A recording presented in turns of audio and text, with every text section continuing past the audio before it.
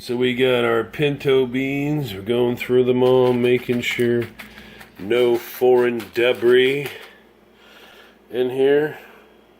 Now I've got 24 ounces, so that's 1.5 pounds. Just eyeballing it, make sure everything looks good, no rocks. Chop up a couple onions. I usually do one big, one small. Whenever the ham after the holidays goes on sale, I always get it and I slice up a lot of it for sandwiches and stuff, freeze it, but then I'll have bags like this of just frozen. I always try to make sure you get a couple pieces of the fat stuff in there.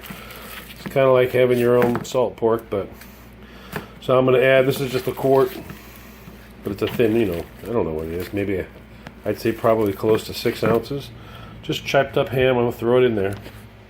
And I'm going to get me about a teaspoon of the, it's a tomato bouillon and chicken bouillon together. Knorr stuff. Real good. And I just give that a little sprinkle on there. Don't overdo that if you use the pork, because pork is salty, so we don't want to have this become a salt lick. I like to put a little bit of boondockers in there. Alright. That's butt and breast rub. I put a little bit of that in there. It just adds a little something. Okay, so I've stuck it, just set it all inside. I've got 4 cups of water. We're going to see how that looks, because you just want to fill it up to the top of the beans. Okay, you're not looking to get, that's going to work right there. Alright, you're not looking to get anywhere near these fill lines. There's your max fill line, Eric. Max fill line, which is like a full finger down below the top. So I'm going to give this a stir.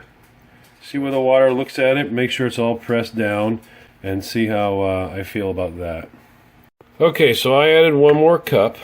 So the total is going to be 5 cups, and that's plenty low enough. Every time I see someone do these things, it always comes out so watery, and you wonder, why do you get that so watery? And then you'll see people strain them, all this goodness, and they'll strain it. So it's up to you, obviously, what you like, but I don't want soupy beans. Okay? So now we're going to put this on for 30 minutes. Okay? So it's going to take 5 minutes for this bad boy to heat up, and then 30 minutes for it to go. So we're going to put it on start, or steam, steam. High pressure. I'm going to increase this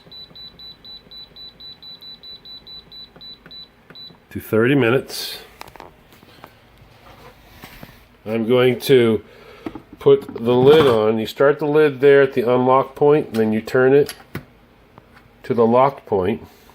You come back here, you have a choice of no steam, which means pressurized, or release steam. You want to be on pressurized. No steam coming out of this. Okay, so the steam is being built up in here. Alright, and then you're going to hit start. It's going to heat up. It takes approximately 5 minutes to get hot, and then we're going to have beans. Okay, we're releasing that pressure.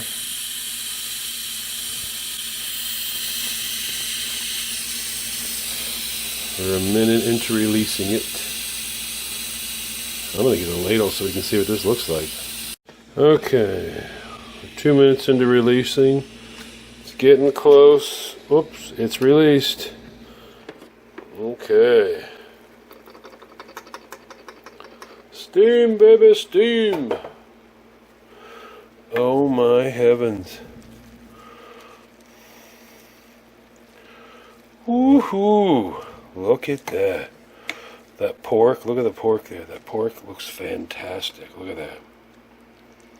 The beans. Oh my word, they look wonderful.